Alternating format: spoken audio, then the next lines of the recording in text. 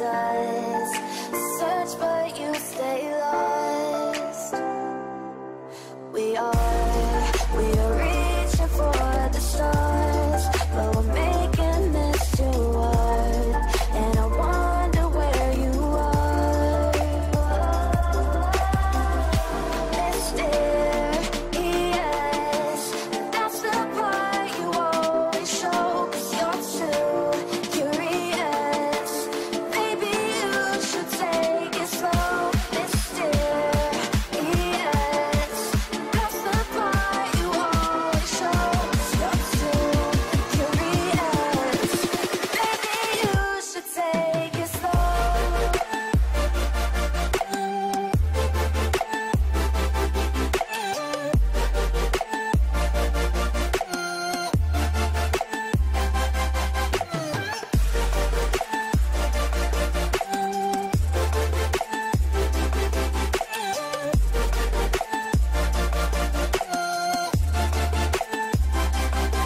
We're dreaming in the dark. We are nothing more than dust. You search but you stay lost. We're reaching for the stars, but we're making this too hard. And I wonder where you are. Mysterious, that's the part you always show. 'Cause you're too curious. Maybe you should take it slow. Mysterious, that's the part you always show. 'Cause you're too curious. Maybe you should take it slow.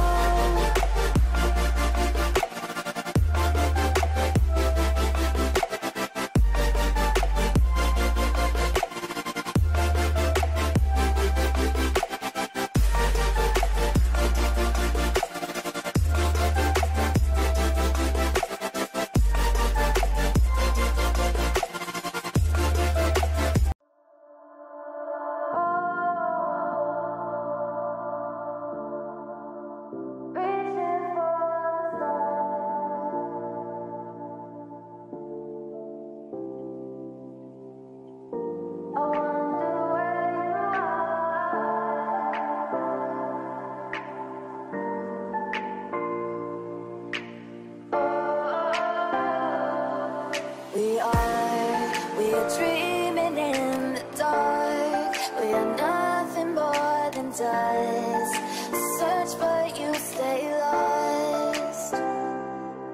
We are reaching for the stars, but we're making this too hard. And I wonder where you are. Mysterious, that's the part you always show. 'Cause you're too curious. Fala aí, concurseiro, professor Jean Valnei na área. Vamos aí fazer essa análise aí. Não é uma análise de edital, a gente vai pegar ali os pontos voltados para os direitos humanos, para o concurso da Guarda Municipal de Pacajus, e vamos analisar ali algumas questões, só que antes eu vou mostrar sempre o quê? O que as bancas sempre cobram mais. E com a Consulpano vai ser diferente. Então eu vou tentar orientar você nesse início de preparação. A minha ideia aqui é orientar você, mostrar para você os pontos mais importantes, dicas, pontos que você não pode esquecer na sua preparação, ok? Então vai ser exatamente essa pegada de nosso encontro de hoje, beleza? Então, vamos embora. Olha aí, ó. Vamos focar aqui nos direitos humanos, voltado ali para a Guarda Municipal de Pacajus, certo? Então vamos lá, ó. Veja, primeiro ponto que fala sobre direitos humanos, eu tenho o Estatuto da Igualdade Racial. Veja que o Estatuto da Igualdade Racial, ele é consideravelmente grande. Só que as bancas, elas terminam sempre cobrando sempre a mesma coisa. Elas cobram uma definição que tem logo no início. Então eu peço para você tomar bastante cuidado dessa troca de definição. Sempre eles trocam as definições. Outro ponto importante é com relação aos direitos fundamentais, principalmente com a liberdade religiosa. Porque entenda, que a banca sempre vai fazer o seguinte: vai dizer que é obrigatório que o poder público incentive uma liberdade religiosa, alguma coisa desse tipo, mas não. O poder público ele não pode intervir em religião, porque nosso país é um país o quê? Laico, sem religião oficial. Então toma cuidado com isso. A banca vai fazer o quê? Ela troca. Às vezes tem um termo lá, público, ela troca por privado. No estatuto tem muito obrigatório, tem muito facultativo. Então a banca ela pode trocar o que é facultativo por obrigatório. Então ela vai fazer mais ou menos isso, como eu vou mostrar para você agora. Ó. Veja, sobre o tratamento que a Lei 12.288 de 20 de julho de 2010, Estatuto da Igualdade Racial, dá ao esporte e ao lazer, analisa as afirmativas. Ó. A capoeira é reconhecida como desporto de criação nacional. Ok. Aí, qual o cuidado que eu quero que você tome? Troca de palavras. De repente, a banca coloca aqui regional. Então, eu quero que você tome cuidado com isso. Nos termos do artigo 217 da nossa Constituição. Aqui está, ok. A atividade capoeirista será reconhecida em todas as suas modalidades em que a capoeira se manifesta. Seja como esporte, luta, dança e música. Exatamente. A capoeira, ela é esporte, luta, dança e música. Se você prestar atenção, é exatamente essas 4 modalidades. Sendo livre o exercício em todo o território nacional. Perfeito aqui. Pronto. Aqui é uma pegadinha muito boa da banca. A banca pode jogar aqui e dizer que é o quê? Obrigatório.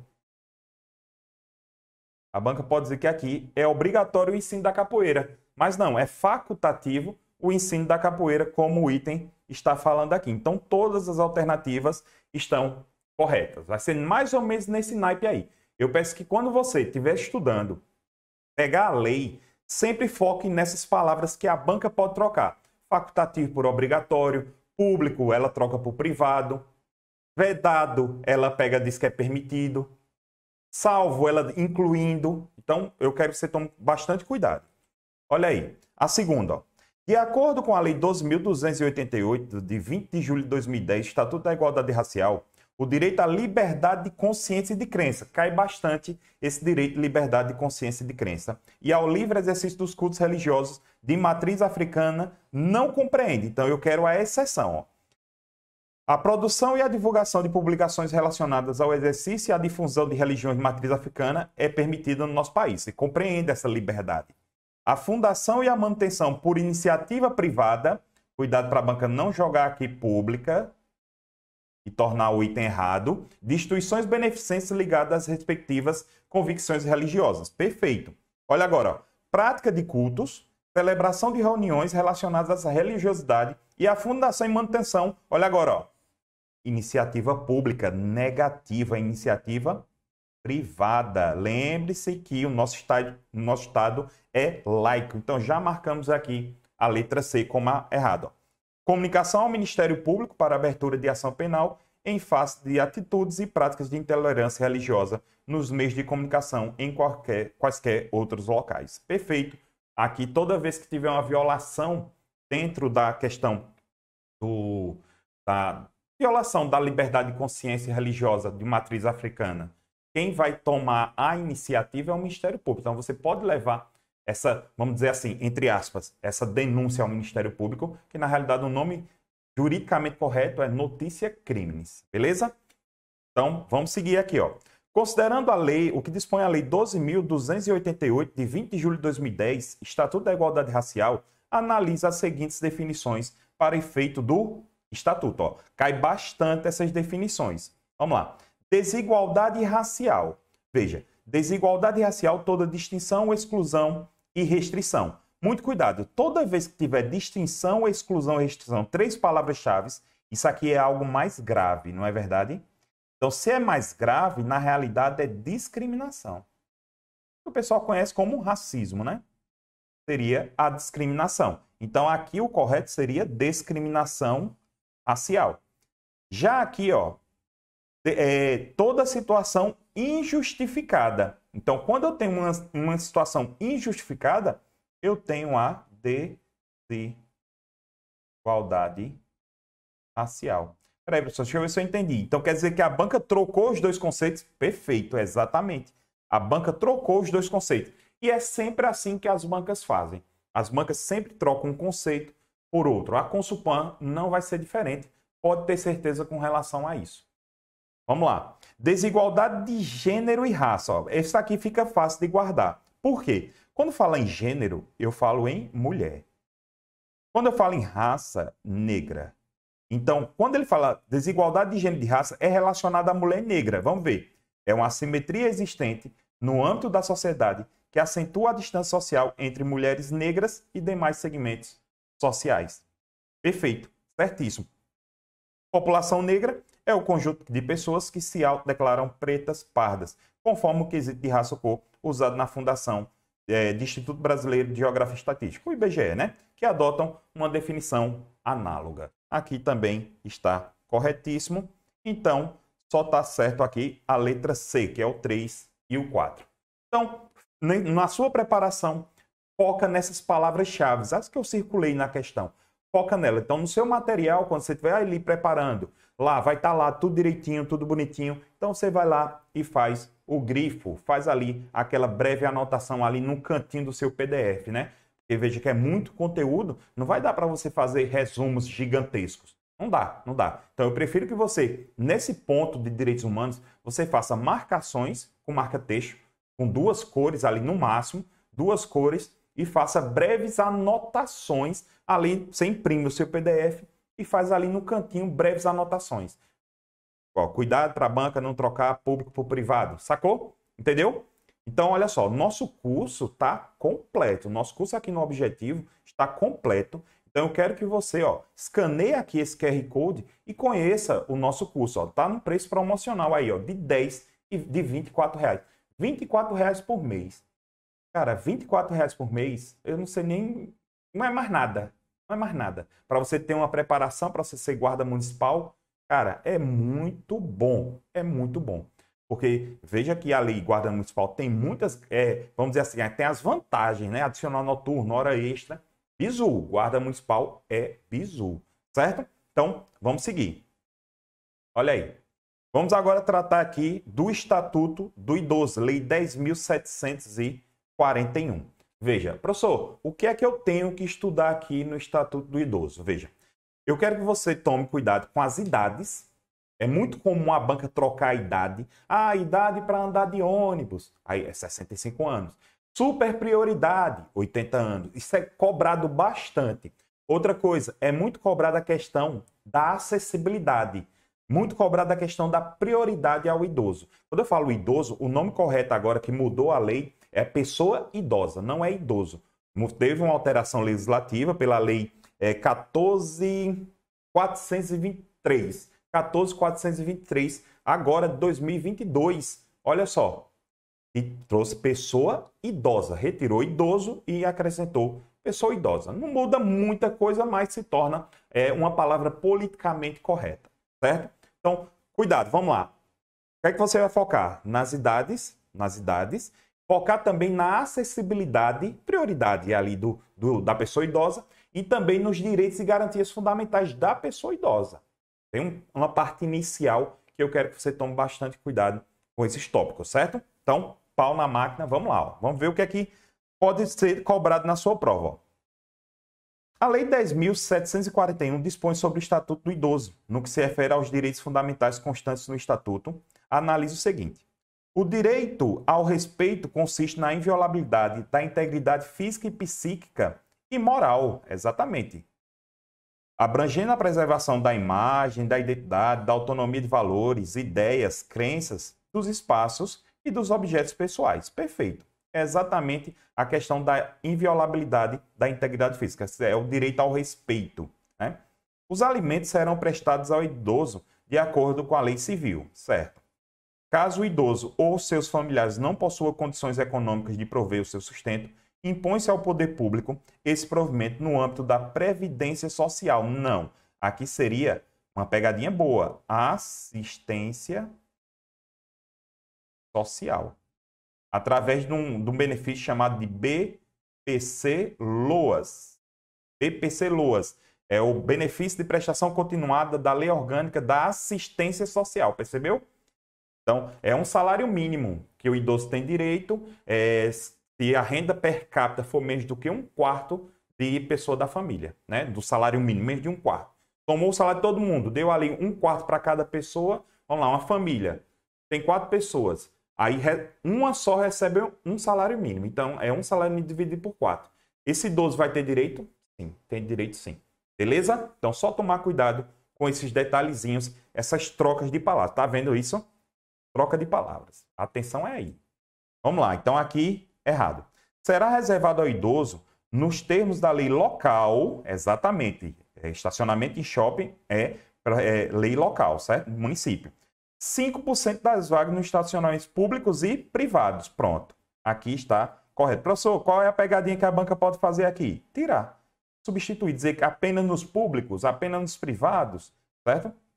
Então, aqui eu tenho a letra A. Vamos lá. No que concerne ao Estatuto do Idoso, as entidades governamentais e não governamentais de atendimento ao idoso devem ser fiscalizadas. Veja, lá no Estatuto do Idoso, eu tenho o artigo 52. Eu tenho o artigo 52. Esse artigo 52 traz quem são os órgãos de fiscalização do que é determinado no Estatuto do Idoso. O primeiro deles é bem fácil, Ministério Público. Ministério Público. Bem tranquilo. Segundo deles é um conselho, conselhos da pessoa idosa. É do idoso, né? Mas mudou o nome, é da pessoa idosa. Existem os conselhos. Veja, e por último, vigilância sanitária. É isso mesmo, vigilância sanitária. Sanitária. Pronto. Vigilância sanitária. Está lá no artigo 52 do Estatuto, que é exatamente a letra A. É um decorebazinho. Tem banca que, infelizmente, cobra esse decorebazinho. Então, fique atento, principalmente quando tiver o Estatuto, trouxer órgãos responsáveis por alguma coisa. Competência, isso sempre cai. Então, competência, ele é responsável para fazer isso, responsável para fazer A, responsável para fazer B. Então, fique atento nisso. Então, você vai pegar o Estatuto do Idoso, sempre lá no finalzinho de cada artigo, vai ter uma competência ou uma finalidade. Então, fique atento. Grifa e marca. Beleza? Na aula está tudo isso sendo mastigadozinho. Beleza? Vamos lá, vamos seguir. Olha aí, uma que eu tenho certeza que a banca vai cobrar de você. Quando cobrar Estatuto do Idoso, as bancas adoram essa super prioridade. É por isso que é chamado de super prioridade, né? Então ele fala, ó, em atendimento de saúde, os maiores de quê? 80 anos. Terão preferência especial sobre as demais pessoas idosas, exceto no caso de emergência, claro, claro. Porque se, vamos lá, eu estou ali, eu tenho o idoso a partir de 60 anos, né, ali, então, chegou, tá lá, aí chegou um de 80, ele tem prioridade, o de 80. Agora, esse de menor idade, menor do que 80, tá ali em risco de morte, ele vai ter prioridade, sem sombra de dúvida, certo? Olha aí, aqui traz a definição, né? Aqui do que é considerada a pessoa idosa. Eu já marco logo, ó. Segundo o Estatuto, os maiores de 65 anos fica assegurada a gratuidade dos transportes coletivos. Cuidado aqui, urbanos e semi-urbanos, exceto nos serviços seletivos de especiais, quando prestados paralelamente aos serviços regulares. Por exemplo, tem aquelas vans que fazem um transporte complementar. Eu acho que tem algumas cidades que têm aquele transporte complementar. Então, nessa situação, o que acontece? Esse idoso não vai ter essa gratuidade, né, do transporte complementar. Em algumas cidades, né? Olha só. O Estatuto, com relação ao Estatuto do Idoso, Lei 10.741, assinala a alternativa correta. O Estatuto do Idoso ratifica a responsabilidade do poder público ao destacar em seu artigo 1º a regulamentação dos direitos assegurados à pessoa com idade superior a 65 anos. Não, 60 anos. 60 anos. Beleza? 60 anos. O erro da questão seria esse daqui. O Estatuto do Idoso é composto por 120 artigos. Olha a maldade da banca. Na realidade, são 118 artigos. 118 artigos. É muita maldade. Não tem necessidade de cobrar isso, né? Mas, enfim, eu sempre falo que a gente que tem que se adaptar à banca e não a banca se adaptar a gente. Eu sempre falo isso. Olha lá. todas as idades de longa permanência ao casalar, ou casalar, né? Todas as idades de longa permanência são os asilos, conhecidos como asilos, certo? Aqui são os nomes politicamente corretos, né? Toda entidade de longa permanência ou casalar são obrigadas a firmar contrato de prestação de serviço com a pessoa idosa abrigada. No caso de entidades assistenciais, é facultada a cobrança de participação do idoso no custeio da entidade. Não, não existe isso aqui. Isso aqui está totalmente fora de lógica. Então, sobrou para a gente o quê? A letra D. Caso tenha conhecimento ou tenha testemunhado qualquer forma de violação ao Estatuto do Idoso, o cidadão tem o dever, ou seja, a obrigação de comunicar à autoridade competente, respondendo até, independente do caso, por omissão de socorro. Se você podia ou devia agir. Então tá aí. Eu peço ao aluno que pegue o Estatuto do Idoso, faça uma leitura, não fique preocupado em decorar, não. Eu peço que você tome cuidado com as palavras-chave, sempre focando ali nas palavras-chave. O segredo de responder questões de direitos humanos, eu sempre falo para os alunos, são as palavras-chave. Daqui a pouquinho tem muitas questões que eu vou mostrar para você. Mesmo que você não tenha estudado o Estatuto, a Convenção, o Tratado Internacional, se você ler com calma, com atenção, cada assertiva você consegue eliminar. E toda vez que a assertiva vier restringindo, negando, limitando, já pode colocar essa questão, essa alternativa por escanteio, certo? Agora, muito cuidado com a dica que eu vou trazer para você agora. Toda questão de múltipla escolha, você sempre tem que procurar a alternativa mais correta e a mais completa. É a mais correta e a mais completa. Porque a banca ela pode fazer isso. Coloca ali a letra A certa, mas ela está incompleta, faltando informações. Já a letra B, ela termina sendo mais completa. Então, você marca a letra B. Fez sentido? Daqui a pouco tem umas questões que eu vou mostrar isso. É porque eu estou adiantando só para você começar a entrar no jogo. Vamos lá. Vamos agora para o Estatuto da Pessoa com Deficiência. Professor, nesse estatuto, o que é que eu devo estudar? Veja, aqui eu peço que você tome bastante cuidado com as definições. Primeiro, definições. Certo? Existem ali umas definições sobre barreiras, logo na parte inicial do Estatuto. Então, dá uma lida naquelas definições do Estatuto. Dá uma lida também com relação às prioridades, à acessibilidade. Falando de acessibilidade, você, já saca aqui, certo? Deixa eu te mostrar mais ou menos o que é que você tem que focar. Olha só, veja. De acordo com o Estatuto da Pessoa com Deficiência, as ações e os serviços de saúde públicas destinados à pessoa com deficiência devem assegurar, vamos lá, atenção sexual e reprodutiva, incluindo o direito à fertilização assistida. Fechou. Exatamente. Eu tenho direito a essa atenção sexual e produtiva. Vamos ver aqui, ó. B. Atendimento psicológico, certo. Inclusive para seus familiares, certo. Sendo vedado aos atendentes pessoais. O atendente pessoal é aquela pessoa que auxilia, né? Tem um atendente pessoal, tem um acompanhante pessoal, que são aquelas pessoas que auxiliam a pessoa com deficiência. Cara, pensa comigo. Eu sou a pessoa com deficiência. Eu preciso de atendimento psicológico. Você acha que o atendente pessoal não precisa?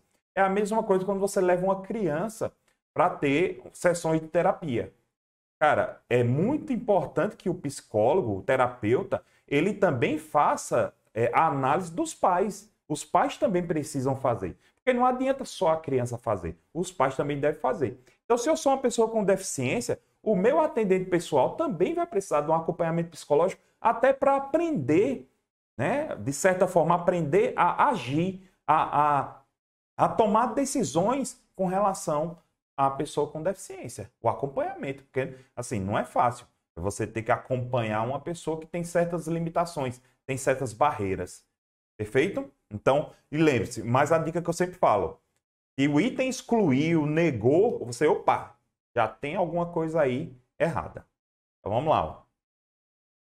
Então, aqui já está errada. Promoção de estratégias de capacitação permanente nas equipes que atuam no SUS. Ok. Em todos os níveis de atenção, no atendimento da pessoa com deficiência. Olha agora, ó. Vedada a orientação aos seus atendentes.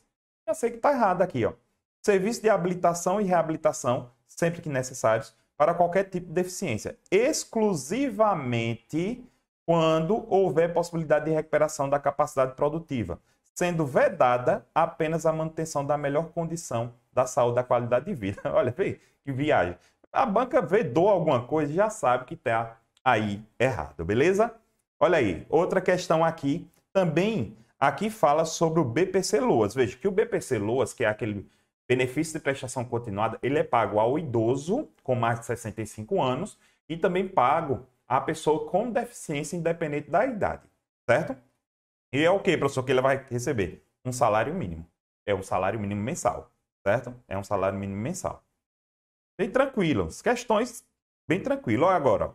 A pessoa com deficiência tem direito a receber atendimento prioritário, aquilo que eu falei, a parte de prioridade. Sobretudo com a finalidade de, vamos lá, atendimentos em todas as instituições de serviço e atendimento ao público. Perfeito. Ele tem esse direito. Aqui está de boa. Olha só. Aí, tramitação processual,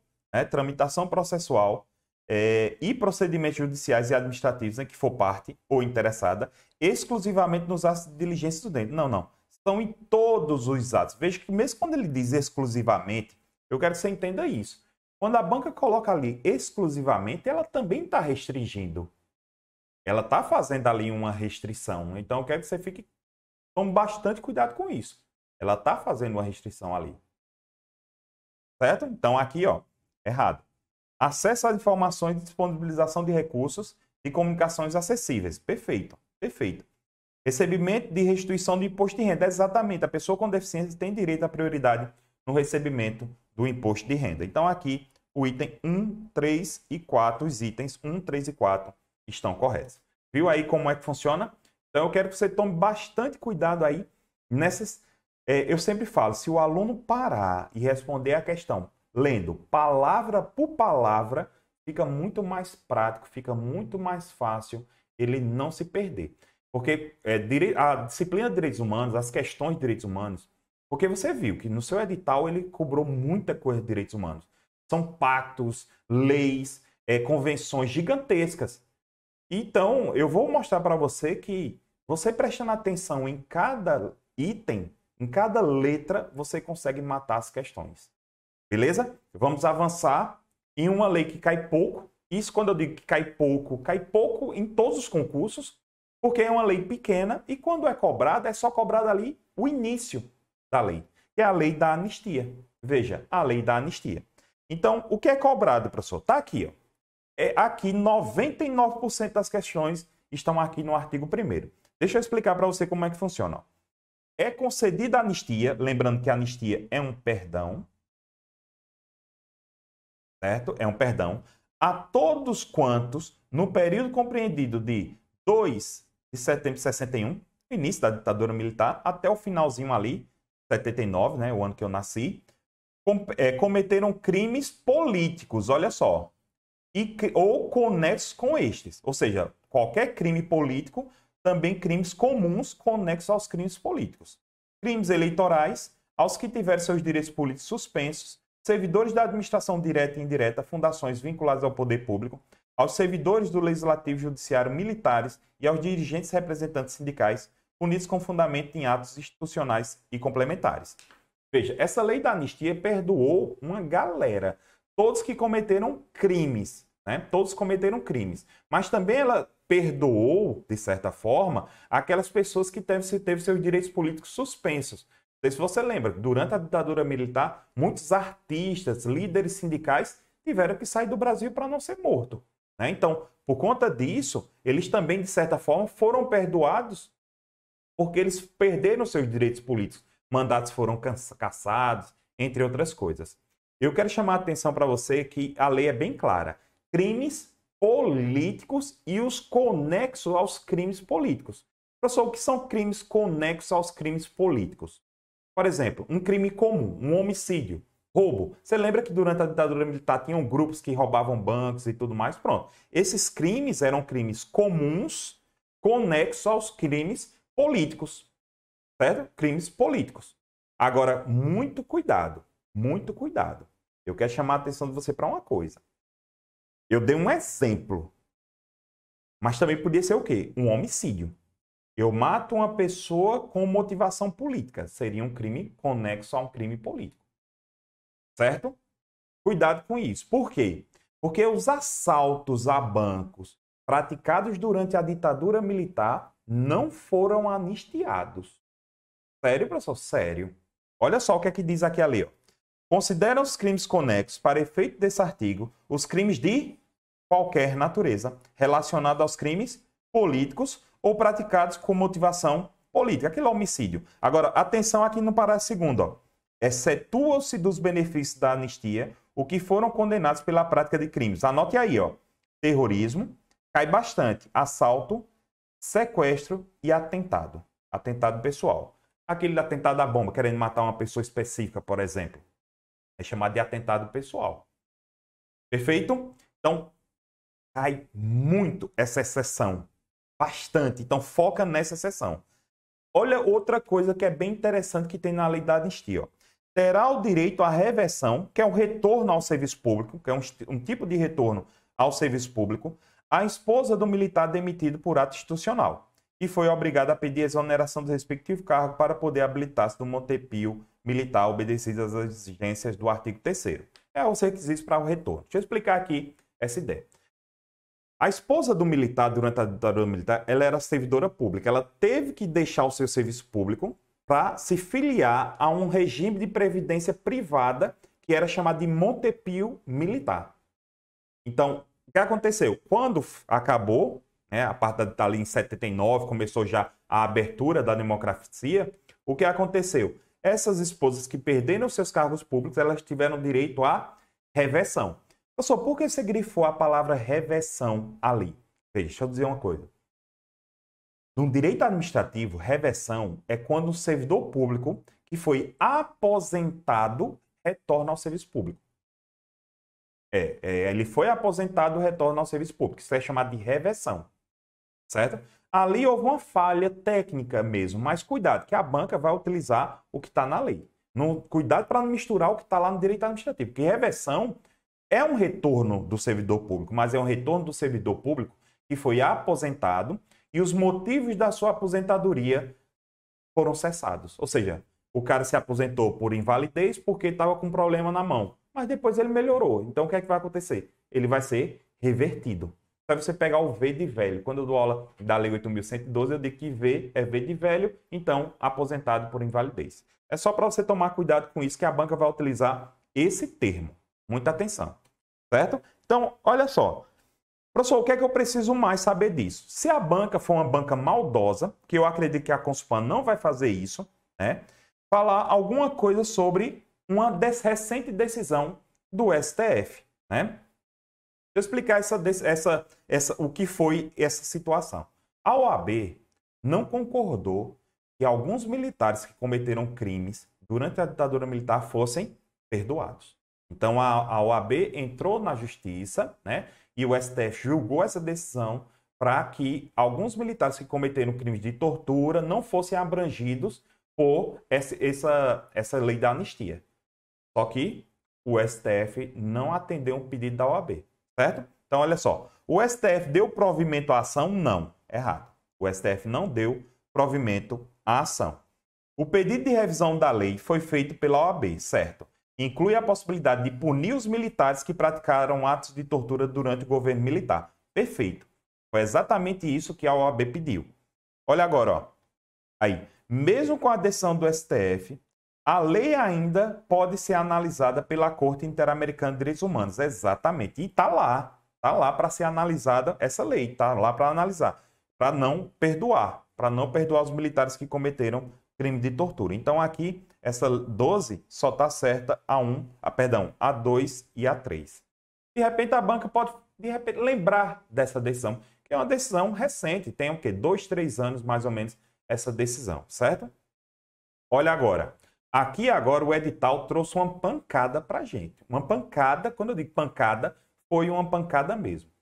O edital, ele pediu o Pacto dos Direitos Civis e Políticos, e pediu o Pacto dos Direitos Sociais, Econômicos e Culturais. São os direitos de primeira e segunda geração.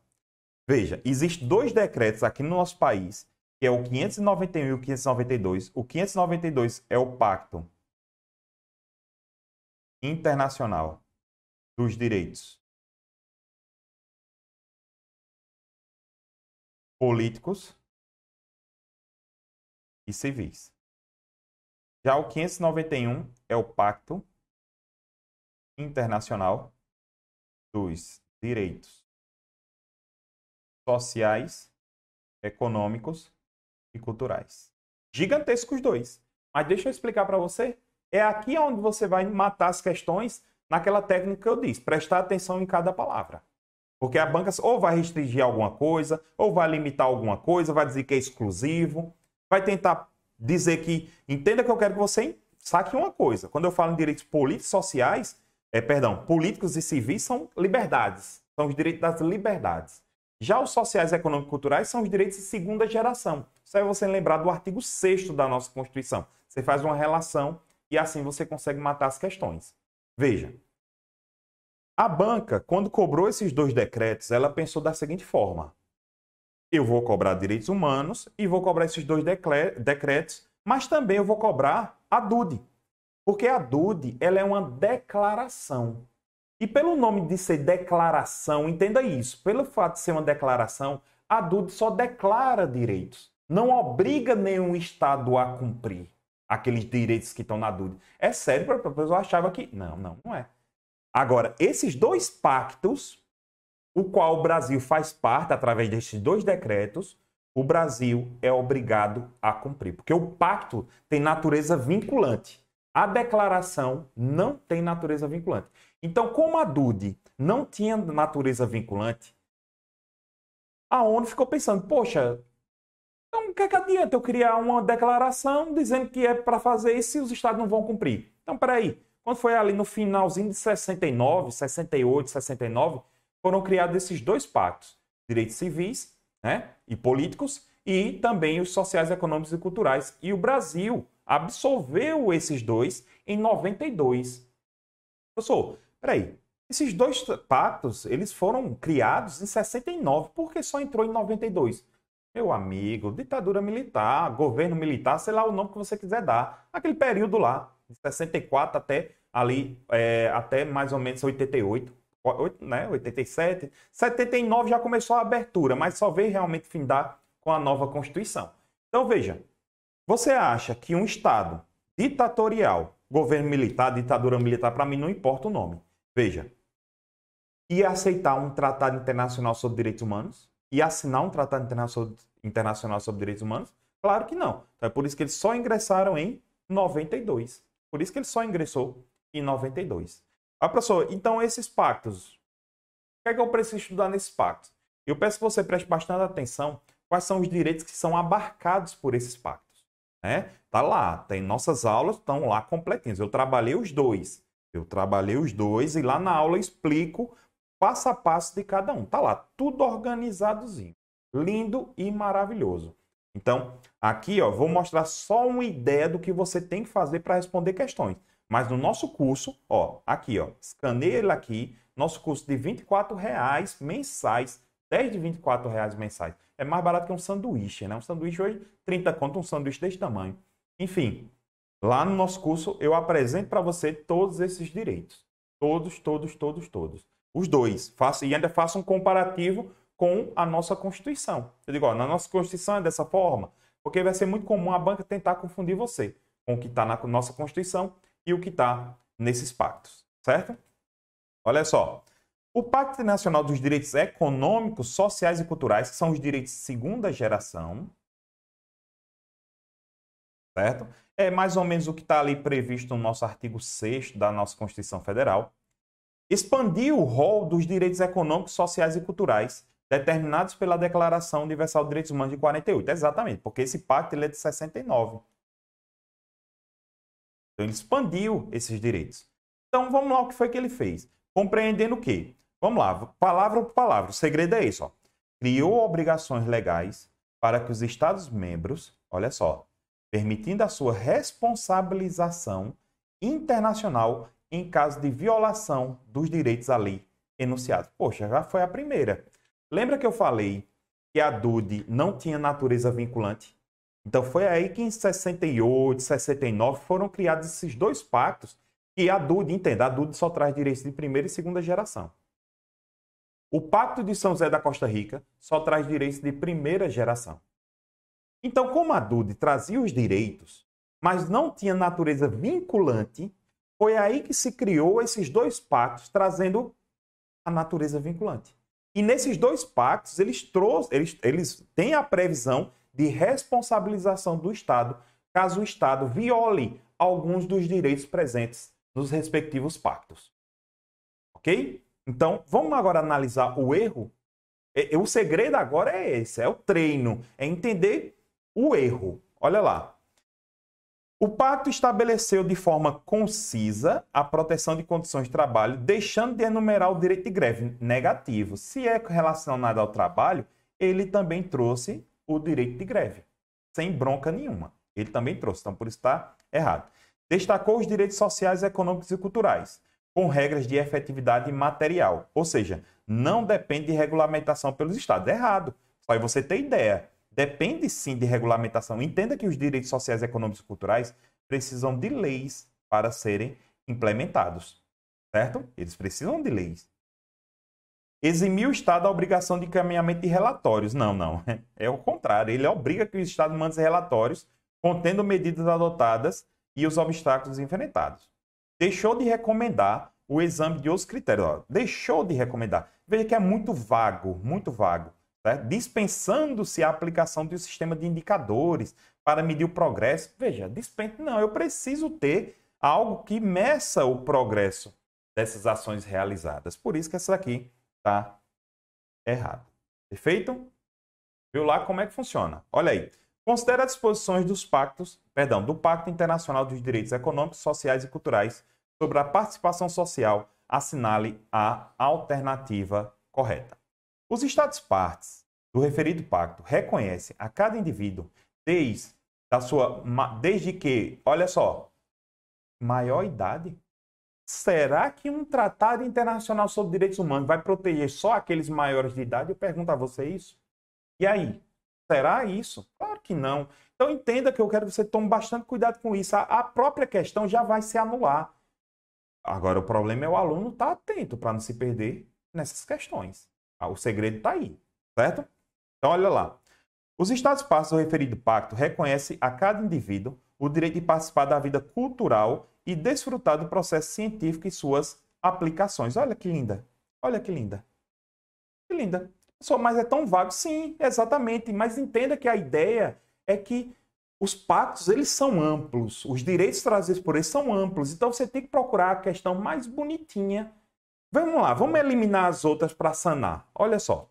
Os Estados-partes do referido pacto reconhecem cada indivíduo desde maior de 20 anos. Olha só. Nada a ver. Os Estados-partes do referido pacto reconhecem a cada indivíduo desde que maior do que 21 anos. Está vendo aí? Nada a ver. Os Estados-partes do referido pacto reconhecem cada indivíduo desde que maior do que 25 anos. Está vendo? A própria questão, ela já elimina as questões que não vai ter nada a ver. Por isso que eu digo. O aluno ele tem que estar sempre ali atento para as questões, sempre de olho, sempre aberto. Olha só, eu tenho aqui outra lei que cai bastante em âmbito dos direitos humanos. Também está no nosso curso, eu gravei essa lei, mostrei para você mais ou menos o que cada item pode ser cobrado, né? Eu mostro ali de uma maneira concisa. Na realidade, nesse ponto, eu trago a lei, só que eu foco nos pontos principais. Certo? E aqui nessa lei eu tenho uns pontos principais que ficam logo no início da lei, logo nos primeiros artigos. Primeiro, quem compõe, isso é muito importante. É uma definição. Primeiro, tem uma definição que sempre é cobrado. Outra parte que é bastante cobrada, quem compõe esse Conselho Nacional de Direitos Humanos, que é o CNDH, né? Quem é que compõe? E qual é a competência desse CNDH? Professor, só esses 3 itens, certo? Foque nesses 3 itens para você ver se a maioria das questões cai nesse sentido. Então, ó, a primeira coisa que você vai focar é isso aqui, lá no artigo 2º. Ó. O CNDH tem por finalidade a promoção e a defesa dos direitos humanos, mediante ações preventivas, protetivas, reparadoras, sancionadoras das condutas em situação de ameaça e violação de direitos humanos. Então, tem 4 palavras aqui, ó. Grife essas 4 palavras. Olha só. Constitui direitos humanos sob a proteção do CNDH. Os direitos e garantias fundamentais, individuais, coletivos e sociais, ou seja, direitos de primeira, segunda e terceira dimensão. Previsto na Constituição Federal ou nos tratados ou em atos internacionais celebrados pela República Federativa do Brasil. Então, veja aqui, o que são direitos humanos? A banca pode perguntar. É aquilo que é previsto na Constituição, é aquilo que é previsto nos tratados internacionais sobre direitos humanos. Beleza? A defesa dos direitos humanos pelo CNDH independe de provocação. Aí a banca tira esse "in" e coloca "depende de provocação das pessoas". Entendeu? Qual é aí a sacada? Vamos lá. Quem é que compõe o conselho? Eu já vi banca que cobra... Tem banca que diz assim: o Ministério Público não faz parte do CNDH. Opa, é boa, tranquilo. Agora, a banca que cobra o número, isso é uma maldade, mas eu já vi banca fazendo isso. Cobrando o número de componentes. O número. Quando eu digo número, é assim, ó. 2 deputados federais. Então, vamos lá. Quem é que representante dos órgãos públicos? Vamos lá. Um secretário especial de Direitos Humanos, o PGR. Aí, vamos lá. 2 deputados, 2 senadores, 1 da entidade de magistrados, 1 do Ministério das Relações Exteriores. Cuidar para a banca não trocar aqui esse ministério e colocar outro. Ministério da Justiça, só existe 2 ministérios aqui. Eu tenho a Polícia Federal e a Defensoria Pública, certo? Perceba aqui, é isso que eu quero dizer, ó. Perceba aqui que a banca vai jogar outro órgão. Outro órgão. A banca vai colocar lá a Defensoria Pública, tal, ou senão bota um que não tem, por exemplo, Ministério Público, não está aqui.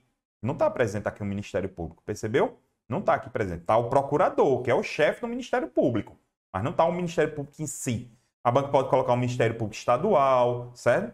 Aí agora eu tenho, ó, 1 representante da OAB e 9 da Organização da Sociedade Civil, certo?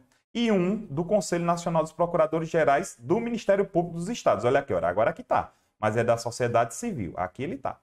E não do órgão público. Veja que aqui é órgãos públicos e aqui é da sociedade civil. O Ministério Público está aqui, ó.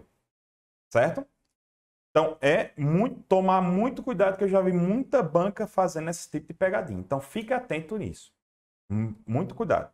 Outro tópico que é bastante cobrado são as competências. Olha só, as prerrogativas, né? Ó. Para a realização dos procedimentos apuratórios de situações ou condutas contrárias aos direitos humanos, o CNDH goza das seguintes prerrogativas. Requisitar, veja aqui, ele vai requisitar informações, documentos e provas necessárias para as suas atividades. A banca vai dizer que tem que colher. Vai dizer que ela tem essa autonomia. Não, na realidade ela requisita, ela solicita. Ó.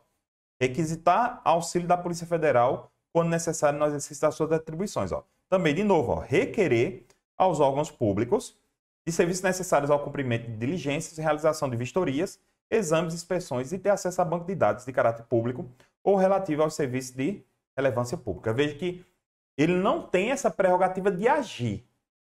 A iniciativa dele é sempre de solicitar, sempre requerer, sempre requisitar. Então, fica atento para a banca não fazer isso. Tem uma questãozinha que a banca fez isso. Ó. Olha só. E aqui eu tenho as punições, que são as sanções. Então, quais são as sanções? Advertência, censura pública, recomendação do afastamento. A banca vai dizer que o CNDH afasta o servidor. Não, é apenas uma recomendação. E veja, ó, recomendação também. Que sejam o quê? Negados verbas. Né? Que sejam negados verbas, auxílios, subversões. Que não sejam mais concedidos. Então veja que é tudo recomendação. A banca vai dizer que ele tem que fazer isso, ele tem essa prerrogativa de fazer isso. Não tem. Não tem essa prerrogativa. Então olha aí, vamos ver. Olha aqui. Ó. A Lei 12.986 criou o Conselho Nacional de Direitos Humanos, o CNDH, a qual afirma o quê? Vamos lá. O Conselho pode suspender, olha só, tá vendo? Não, ele vai recomendar. Na realidade, ele recomenda. Na realidade, ele recomenda, né? Então, por isso que essa daqui está errada. O Conselho tem a atribuição de realizar e determinar diligência. Não, ele vai requerer. Vai solicitar. O Conselho não terá poder de requisição e, sempre necessário, solicitará a requisição ao Ministro da Justiça. Opa, não, ele pede aos órgãos. Vai pedir aos órgãos, não só ao Ministro da Justiça, aos órgãos. Está errado. O CONDEG, que é o Conselho de Defensoria Pública, terá assento permanente no CNDH. A gente viu alguma coisa relacionada a esse colégio dos defensores públicos? Claro que não. E, olha agora, defensorias públicas estarão presentes através de um membro da Defensoria Pública da União. Show de bola. Pronto, é esse tipo de questão que a banca vai trazer para você. Então, peço que você fique bastante atento aqui. Olha outra. Conforme a Lei 12.986, de 2 de 6 de 2014, que transforma o Conselho de Defesa dos Direitos da Pessoa Humana em Conselho Nacional de Direitos Humanos, o CNDH, assinala a alternativa correta. O exercício da função de conselheiro do CNDH deverá ser remunerado. Está errado. É de graça. É de graça, é de graça. Por incrível que pareça, está lá na lei, é de graça. Porque, na realidade, eles já exercem outras funções, então ele já recebe esse dinheiro. E o que é, qual é a vantagem? É nome. Imagina só, você ser um conselheiro do Conselho Nacional de Direitos Humanos. Você tem prerrogativas ali, né? Por isso que está errado aqui. É de graça, é de graça. Olha aqui a B, ó. O CNDH tem por finalidade a promoção da defesa dos direitos humanos. Ok. Mediante ações, olha lá, as palavras-chave: preventiva, protetiva, reparadora, sancionadoras, das condutas e situações de ameaça ou violação destes direitos. Matamos aqui a letra B. Vamos ver aqui o erro da C? O Conselho Nacional de Direitos Humanos é integrado por uma pessoa jurídica de abrangência nacional e com relevantes atividades relacionadas à defesa dos direitos humanos. Uma pessoa jurídica, nada a ver, já fugiu aqui, totalmente fugiu. A defesa dos direitos humanos pelo CNDH depende de prorrogação, na realidade é independe de prorrogação. Lembra que eu falei que ela ia fazer isso? A recomendação, veja, o CNDH recomenda pena penal? Não, a gente viu que não, ela não pode fazer isso. Ficou claro? Então é isso que eu peço muito para o aluno, para que o aluno ele foque muito nisso, né? Veja, aí tem no seu edital uma continuação. Veja que eu estou fazendo um passeio pelo seu edital. Estou fazendo uma análise pelo seu edital. Aí chega um ponto que eu tenho uma declaração universal dos direitos das crianças e dos adolescentes. Consideravelmente grande. Muito grande isso aqui. Eu peço que o aluno, quando chega nesse ponto, né, que no seu edital vai ter o ECA, faça uma relação com o ECA. Porque entenda, você como guarda municipal, você vai proteger os conselhos tutelares. Você vai ter um posto de serviço lá no conselho tutelar. Se um conselheiro tutelar precisar fazer uma diligência, quem vai acompanhar ele é você, meu amigo. É você que vai fazer esse acompanhamento do conselheiro tutelar. Então, eu sempre falo, ó, vai estudar, vai ter ECA, foca ali também nos conselhos tutelares. O que eu peço a você aqui é que tome cuidado para a banca não trazer um conceito do ECA misturar com o conceito da Declaração Universal dos Direitos das Crianças e do Adolescente. Porque para eles, tudo menor de 18 anos é tudo criança. Para a declaração é tudo criança. Já no ECA não. Até 12 anos incompleto é criança e até 18 anos incompleto é adolescente. Então só tomar cuidado com esses pequenos detalhinhos entre os dois. Então qual é a recomendação nesse ponto? Estuda o ECA e paralelo ao ECA faça uma lida. Veja, eu estou mandando você estudar o ECA, porque a chance de cair mais ECA é maior. Então, você estuda o ECA e foca ali nessa declaração. Faz uma lida. Tenta fazer uma comparação, certo? É a técnica de estudo que eu trago para você com relação a esses dois tópicos. Vem comigo, vamos lá. Vamos ver aqui. Olha aí.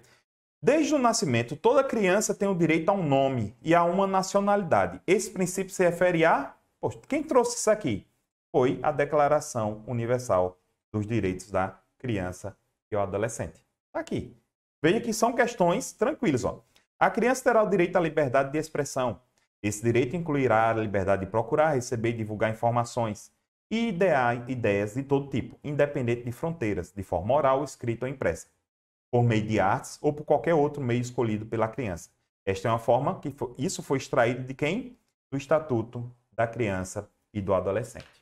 Eu peço que você tome bastante cuidado com os direitos abrangidos. Por exemplo, as crianças e os adolescentes têm direito à participação política, nos termos da lei.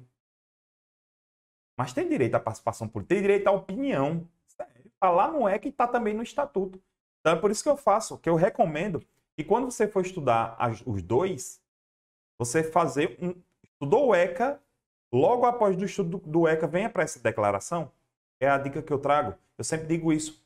Em todos os concursos que tem o ECA e tem também ali a Declaração Universal dos Direitos da Criança e do Adolescente. Porque para você fazer um paralelo entre os dois. Porque quando você estiver estudando a declaração, você vai dizer, opa, no ECA é dessa forma. Aí já serve para revisar. Certo? Entendeu? Ficou claro? Então vamos continuar. Opa, desculpa. Aqui eu tenho duas declarações também que está no nosso curso. Nosso curso tem essas duas declarações. Eu trabalhei as duas seguidas. Declaração das Nações Unidas sobre os Direitos dos Povos Indígenas e eu tenho a Declaração Universal dos Direitos dos Povos Indígenas. Professor, qual é a diferença? Mínima. Para você ter ideia, quando você busca questões dessas duas declarações, as questões são as mesmas. Porque são muito próximas as duas. Porque enquanto uma é das Nações Unidas, a outra é universal. Professor, tem praticamente nenhuma. Por isso que eu coloquei aqui as duas juntas. E no material eu separei, né? No curso que tem no nosso curso, que está na nossa plataforma, escaneia aqui, vou mais para cá, desse QR Code. No curso que está na nossa plataforma, eu trabalho uma e depois eu trabalho a outra na sequência, para facilitar a visualização. Certo? Então, pau na máquina, vamos lá. Veja que é bem simples. A ideia aqui é eliminar as erradas e sobrar a certa. A ideia sempre é essa. Com relação ao exercício do direito à autodeterminação pelos povos indígenas, assinala a opção correta, conforme a Declaração das Nações Unidas sobre os Direitos dos Povos Indígenas. Vamos lá. Vamos ver aqui e sair matando aqui. Ó. Os povos indígenas têm o direito à autonomia, ou seja, exercer sua vontade. Autonomia é exercer vontade. Ou ao autogoverno. Eles criam essas normas do autogoverno nas questões relacionadas aos assuntos internos e locais. Ok. Portanto, possuem um direito específico de autodeterminação. Expor sua vontade. O que diferencia de outras minorias. Exatamente. Eles são questão de ser preso. Tem várias situações aí que os índios eles têm essa proteção. Exatamente por conta dessa autodeterminação. Já matamos aqui a letra A. Vamos continuar e ver o erro das outras para mostrar para você que tem como você marcar. Olha lá. Os povos indígenas podem determinar-se livremente sua convicção política. Ok. Assim como buscar livremente seu desenvolvimento econômico, social e cultural, desde que o faça dentro dos limites do seu território. Tá vendo? Então, quando a questão restringe, você já elimina. Olha só, o direito à autodeterminação obsta, tá vendo? Questão do direito humano que restringe já era. Obsta o direito de conservar e reforçar suas próprias instituições políticas. Não, é o contrário, ele garante.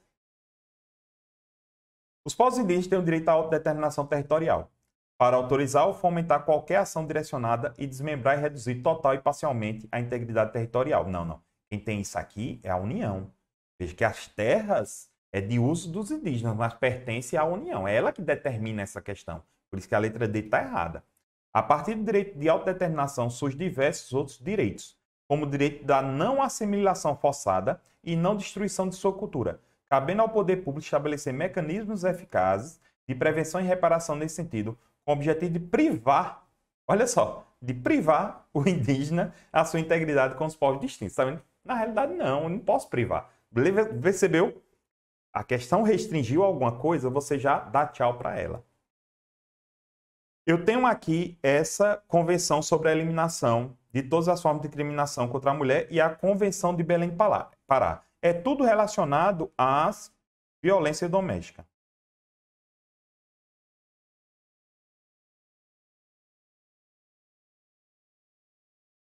Veja só, qual é a dica que eu trago aqui para você? No seu edital tem a Lei Maria da Penha, então você vai fazer assim, estuda primeiro a Lei Maria da Penha, aquela parte ali dos tipos de violência, questão no momento que ela pode retirar a denúncia, no caso seria ali a renúncia da representação. Então, primeiro você estuda a Lei Maria da Penha, depois você vem para a Convenção de Violência, porque entenda que essa convenção é no âmbito internacional, já a Convenção de Belém do Pará é no âmbito regional dos direitos humanos. Então, a sequência é essa. Ó. Você estuda a Lei Maria da Penha. Depois, quando você terminar a Lei Maria da Penha, você estuda essa Convenção de Eliminação de Violência da Mulher. E depois estuda essa Convenção de Belém do Pará. Certo? Você vai estudar os três juntos. Porque tem muita coisa a ver. Então, é bom você criar sempre... É como se você fosse colocar numa caixinha. Você fosse pegar esses assuntos e colocar tudo no mesmo lugar. Certo? É a dica que eu trago para você para estudar essas leis aqui, né? Vamos chamar assim de maneira ampla. Então, olha só. É incorreto dizer sobre a Lei Maria da Penha. Dispõe da criação de juizados de violência doméstica e familiar contra a mulher. Veja, ela pega, trata sobre isso. Então, tá certo. Veja que ela quer a incorreta. Altera o Código de Processo Penal. Certo, ela alterou o Código de Processo Penal, alterou o Código Penal, alterou a Lei de Execuções Penais. Alterou sim, sim, sim. Baseia-se no que determina a Constituição Federal. Exatamente, porque a Constituição Federal trata da proteção da mulher. Baseia-se no que determina a Convenção da Eliminação de todas as formas de discriminação contra a mulher e da Convenção Socialista do Sul América. Oxe, que danada é isso aqui? Oxe, vai-se embora, mano.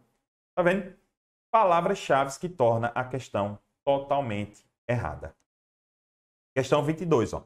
A Convenção sobre a Eliminação de todas as formas de discriminação contra a mulher estabelece que os Estados-partes se comprometem a... Vamos lá. O que é que os Estados-partes se comprometem a fazer? Fomentar, incentivar qualquer concepção estereotipada dos papéis masculinos e femininos. Ou seja, fomentar e incentivar, mostrar aquela ideia estereotipada da mulher e do homem, ou seja, fazer uma divisão.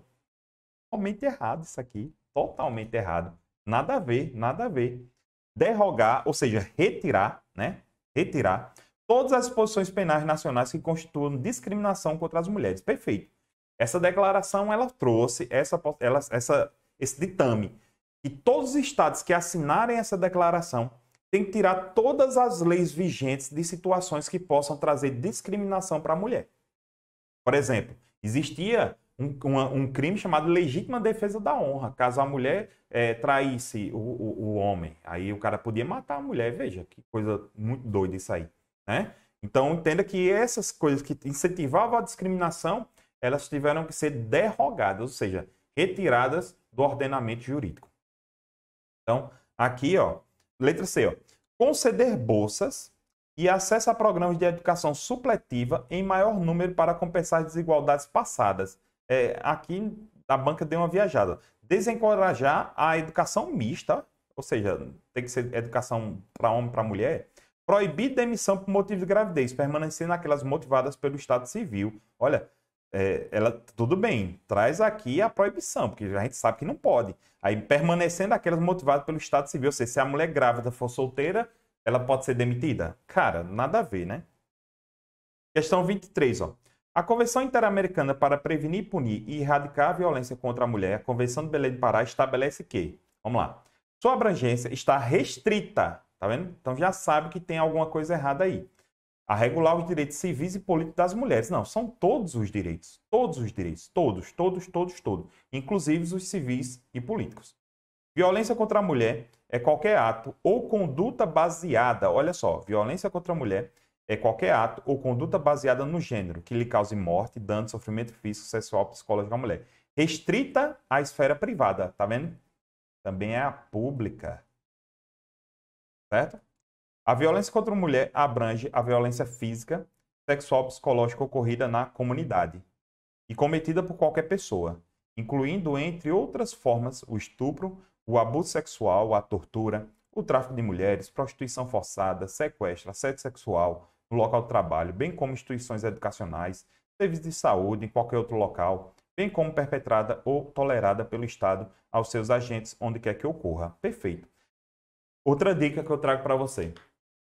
Quando a questão trouxer um item gigantesco, como essa letra C, é porque ele foi mais completo. Aí você só é preciso ler palavra por palavra para tentar matar a alternativa. Vamos ver o erro das outras. Ó. Estados-partes deverão incluir nos relatórios nacionais a Corte Interamericana de Direitos Humanos informações sobre as medidas dotadas. Não. Existe uma corte específica criada nesse tratado, nessa Convenção de Belém do Pará, desculpa, da Belém do Pará. Convenção de Belém. Convenção do Belém do Pará. Certo? Existe uma corte específica, não a interamericana, certo? Aí, os Estados Partes e a Comissão Interamericana de Mulheres, olha aqui, ó, eu tenho uma Comissão Interamericana de Mulheres e tenho uma Corte Interamericana de Mulheres. Poderão solicitar a Comissão Interamericana de Direitos Humanos parecer sobre a interpretação da Convenção. A realidade aqui seria a Corte. O erro da questão está aqui, ó. Porque como é que a comissão vai pedir a ela mesma? Sacou? Eu tenho uma comissão, que é um órgão administrativo, e tenho a corte, que é o órgão julgador. Então, a comissão solicita à corte algo relacionado à interpretação do pacto, da convenção. Certo? E um tópico aqui que cobrado em direitos humanos, mas quando é cobrado é grande também, essa Convenção das Nações Unidas contra o Crime Organizado. Essa Convenção das Nações Unidas é chamada de Convenção de Palermo, certo? Ele é a convenção, é conhecido como Convenção de Palermo. Conhecida como Convenção de Palermo. Professor, o que é que eu preciso estudar na Convenção de Palermo? Primeiro, a parte inicial, que tem ali umas definições, certo? Que é chamada de terminologia. Pronto, então foca nessa terminologia e também foca nos crimes, principalmente lavagem de dinheiro, certo? E, para acertar essas questões, prestar atenção ali nas alternativas. Olha aí. Para efeito do presente da convenção, estende-se por... para efeitos da presente convenção, entende-se por... Grupo criminoso organizado. Grupo estruturado de 3 ou mais pessoas, existente há algum tempo e atuando concertadamente com o propósito de cometer uma ou mais infrações graves e enunciadas na presente convenção. Infração grave, ato que constitui infração punível com pena de privação de liberdade, cujo máximo não seja inferior a 4 anos e com pena superior, certo? Grupo estruturado, grupo formado de maneira não fortuita para a prática imediata de uma infração, ainda que seus membros não tenham funções formalmente definidas, que não haja continuidade em sua composição e que não disponha de uma estrutura elaborada. Veja, essas três, a letra A, letra B e letra C, ele traz a definição de grupo criminoso, que na nossa lei é chamada de organização criminosa. No nosso curso, eu gravei essa aula e fiz uma comparação entre a lei de organização criminosa e a Convenção de Palermo. Eu fiz uma comparação entre como é que eu posso dizer, entre os conceitos, porque a banca pode misturar os dois conceitos. Então, na aula, eu fiz essa comparação. Então, dá uma olhadinha no nosso curso, aproveita esse preço proporcional para encarar esse concurso, beleza? Então, vamos lá. Olha só, tem mais. Lá eu trabalho toda essa parte de conceituação, trato ali sobre os crimes de lavagem de dinheiro, né? Então, tá lá. Tudo belezinha, então recomendo. Então, vamos ver aqui uma questãozinha. A Convenção das Nações Unidas contra o Crime Organizado Transnacional, também conhecida como Convenção de Palermo, promulgada no Brasil por meio do Decreto 5.015, é o principal instrumento global de combate ao crime organizado transnacional. De acordo com a citada Convenção, em matéria de medidas para combater a lavagem de dinheiro, tá vendo? Cai bastante. O Estado vai ter que fazer o quê? Promover medidas necessárias para o ressarcimento ao erário, certo? Vedado o que permite o confisco. Não. É permitido também o confisco de produtos. É o que mais faz. É você pensar no Fernandinho Beiramar. Adotará medidas eficazes de ordem administrativa, mas não legislativa. Errado. Também legislativo. Tá vendo? Dá para você matar as questões. É isso que eu quero acalmar o seu coração. Se você presta atenção em cada letra, você consegue matar o que está totalmente distoante. Certo? Olha aí. Aplicar medidas viáveis para detectar e vigiar o momento transfronteiriço de numerário e títulos negociáveis, vedada a inclusão de exigência que os particulares e as entidades comerciais notifiquem transferências fronteiriças. Você acha que ia vedar essa convenção? Você acha que ia vedar que pessoas, entidades comerciais não notificassem? Que tem que ter, cara. Claro que tem que ter. Né? Olha agora. Instituirá um regime interno de regulamentação, nosso país tem isso, controle de bancos, instituições financeiras não bancárias, quando se justifica outros organismos especialmente suscetíveis, de serem utilizados para a lavagem de dinheiro dentro dos limites de sua competência, a fim de prevenir e detectar qualquer forma de lavagem de dinheiro, sendo enfatizados os requisitos relativos à identificação do cliente, registro das operações e a denúncia de operações suspeitas. Perfeito. Tudo isso aqui está lá na Convenção de Palermo. Garantirá que as autoridades responsáveis pela administração, regulamentação, detecção e repressão de lavagem de dinheiro tenham a capacidade de cooperar e trocar informações no âmbito nacional e internacional. Perfeito. Até aqui está lindo. Quando a banca traz vedada, fica atento. A criação fora do judiciário de um serviço de informação financeira. Claro que tem. Aqui no nosso país existe, né? E para a gente encerrar aqui nossa viagem aqui sobre o edital focado em direitos humanos, depois eu trago de outros tópicos, outros assuntos, outras leis. Aqui é só direitos humanos, certo? Vamos ali para a nossa DUD. Pessoal, o que estudar na DUD? Cara, a DUD é gigantesca. Mas eu quero chamar a atenção para você. Se você pegar, vamos fazer o seguinte. Você já ouviu falar em estudo reverso, não já? Pronto, o que é o estudo reverso? Você responde primeiro as questões e depois estuda a DUD. Eu recomendo isso para ela. Porque como ela é grande, eu peço que você primeiro comece pelas questões e depois você vem para a DUD. É a dica que eu dou. Porque nas questões dá para você matar muita coisa fazendo um comparativo com a nossa Constituição. A nossa Constituição traz muita coisa que a DUD trouxe. Lembre-se que a DUD é de 48, nossa Constituição é de 88. Certo? Então, olha só, vamos ver aqui. Ó, eu trouxe só essa daqui só para mostrar para você. Ó. Assinala a alternativa que está expressamente de acordo com a Declaração Universal dos Direitos Humanos da Organização das Nações Unidas. Todo ser humano acusado de um ato delituoso tem o direito de ser presumido inocente. Perfeito. Até que sua culpabilidade tenha sido provada de acordo com a lei. Perfeito. Não podendo ser encarcerado antes do trânsito julgado. Sim, pode sim. Ele não sabe que tem a prisão preventiva, prisão temporária, né? Então, por isso que essa aqui está errado. Ninguém poderá ser culpado por qualquer ação ou omissão que no momento da não constituição de delito presente perante o direito nacional e internacional. Exatamente, seria ali a legalidade. Também não será imposta pena mais benéfica, olha só, não aquela, tá? Sacou? Percebeu? Pena mais benéfica, claro que é possível, né? Todo ser humano tem o direito à instrução, que será gratuita, pelo menos em graus elementares e fundamentais. Perfeito. A instrução elementar será obrigatória. Cuidado para a banca não colocar facultativa. E a instrução técnico-profissional será acessível a todos, bem como a instrução superior, esta baseada no mérito. Perfeito. A letra C, perfeito. Vamos ver a letra D. No exercício de seus direitos e liberdades, todo ser humano estará sujeito a apenas restringiu. Restringiu já sabe que está errado. Limitações determinadas pelo Poder Executivo e o Legislativo. Letra E. Todo ser humano que trabalha tem o direito à remuneração justa e satisfatória. Ok. Que lhe assegure uma existência compatível com a dignidade humana, bem como repouso, lazer, inclusive direito às férias remuneradas, com um terço a mais e o 13º. Veja, tudo bem, seria lindo e maravilhoso, mas essa previsão aqui está prevista na nossa Constituição. Por isso que eu digo, a DUD trouxe muita... Aliás, a nossa Constituição tem muita coisa que a DUD trouxe, mas a nossa Constituição também termina sendo um pouco mais ampla em alguns pontos. Beleza? Então, assim, eu espero que vocês tenham gostado dessa orientação, né? Porque, na realidade, é uma orientação. Né? É uma orientação do que estudar, como estudar. Essa foi a minha ideia nesse encontro de hoje, beleza? Então, no nosso curso, tá lá completinho, todas essas leis aqui tá lá, já presente. Então, fica atento. Tem algumas que a gente está movimentando, está gravando, mas você vai ter todo o material aí completinho, organizado, esquematizado. Então, para isso, vai aqui, ó, escaneia aqui o QR Code e adquire o nosso curso por apenas R$ 24,00 mensais. 10 parcelas. Você nem sente no seu bolso. Beleza? Então, minha continência e respeito a você e até a próxima. Estamos juntos sempre, sempre, sempre, sempre com uma aprovação. Valeu!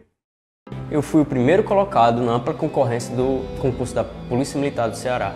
Eu conheci o Objetivo Concurso nas minhas buscas de conteúdos no YouTube. Assisti uma aula, assisti uma videoaula ao vivo, baixei o PDF, baixei o Vadimeco e resolvi dar esse voto de confiança assinando a plataforma deles. E, cara, eu me surpreendi. Os professores, o material, as aulas, realmente uma coisa muito boa e que foi essencial para minha aprovação. Um aluno do Objetivo, intensivão, ponto 40, presencial, O Objetivo me ajudou muito. O Objetivo do curso me ajudou muito, foi bastante importante nessa caminhada. Toda a galera do Objetivo, ótimos professores, o Lucas ajudou a gente bastante. Aprovado no concurso da PMCE 2021, sou da cidade, tive a oportunidade de fazer parte do presencial, mais a prova. O Objetivo me proporcionou revisões rápidas. O pessoal do Objetivo me ajudou muito na questão do planejamento, a organizar minhas metas para que eu conseguisse essa aprovação. O Objetivo foi fundamental na minha construção como estudante para concurso, onde eu construí minha base. Fala galera do Objetivo, hoje eu recebi a notícia tão aguardada há anos, consegui ser aprovado na Polícia Rodoviária Federal. E só tenho a agradecer a toda a equipe do Objetivo. Fui uma das primeiras alunas do Objetivo Concursos, quando nós ainda assistíamos a uma salinha alugada em cima de uma igreja evangélica. O conforto era pouco, mas não faltava disposição, né, e energia para a gente estudar e conseguir os nossos objetivos. Valeu muito a pena. Salve meus amigos, aqui Davi Lins, acabei de sair do Cefap, vim fazer minha matrícula para o curso de formação de soldados da Polícia Militar do Pernambuco. Passando aqui para agradecer toda a equipe do Objetivo Concursos e deixar a dica aí para os alunos aí que não desistam, que sua hora vai chegar. Eu me chamo José Brandão e venho aqui agradecer ao pessoal do Objetivo, professor Lucas Neto, a todos os professores do Objetivo por serem suporte na minha aprovação do concurso do DEPEN. Comprei o curso um pouco antes de sair o edital e ontem foi confirmado que eu logrei êxito na prova, graças a Deus. E o diferencial foi a preparação, o auxílio do Objetivo, com os PDFs bem sucintos e bem diretos ao ponto com que realmente cai na minha prova, bem como com as aulas também diretas, de fácil assimilação e com o que realmente cai na prova. E foi isso o principal diferencial na minha preparação para ser aprovado no concurso do DEPEN. Em 2017 eu comecei a estudar para concursos públicos junto com o professor Lucas Neto, com toda a sua motivação e um grupo de professores do Objetivo Concurso, um dos melhores professores aí do Brasil, com certeza do Nordeste e região, e consegui, graças a Deus, a aprovação do Ministério Público da União. E hoje, passando para agradecer toda a equipe do Objetivo Concurso pelo um site moderno, aulas de PDF direto ao ponto e me tornar um candidato mais capaz. Ao Lucas Neto pela democratização do estudo para concurso.